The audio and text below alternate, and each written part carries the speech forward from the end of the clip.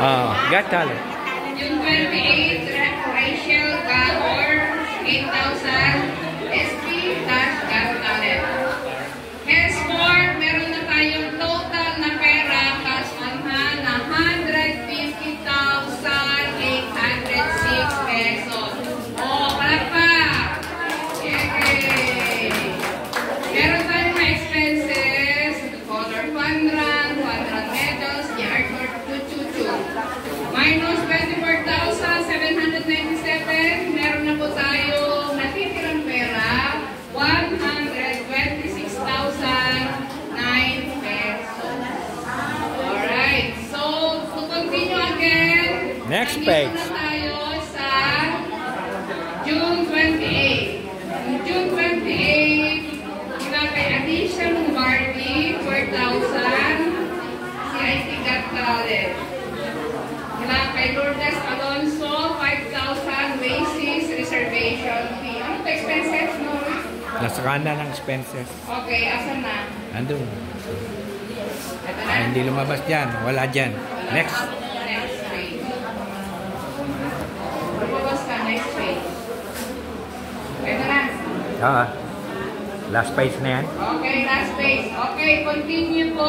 To continue with the collection po ng mga galing sa mga different batches. So, July 2. July na to, July na. Kung na kayo ba, hindi, matatapos na kasi August na. July 2, mula kay Ernesto Alonso, 600 for 1 rack. Lourdes Alonso, 1,060. Tarpaulin.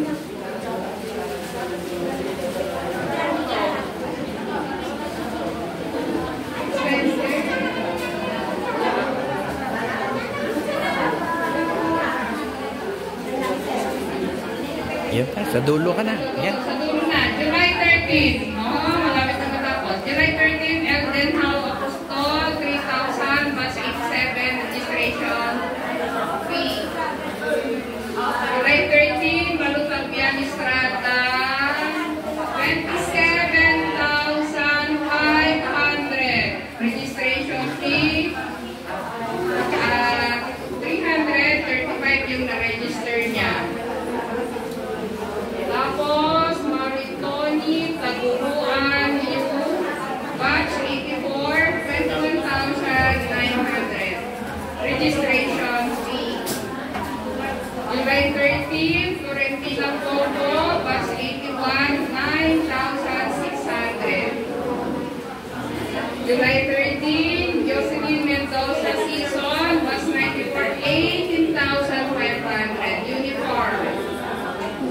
July 13, Ofelia Ginaldo, batch 74, 4,200. Batch leader, ewan ko ang sinabi niya dyan. Anyway, so ngayon, meron na tayong kaperahan. We have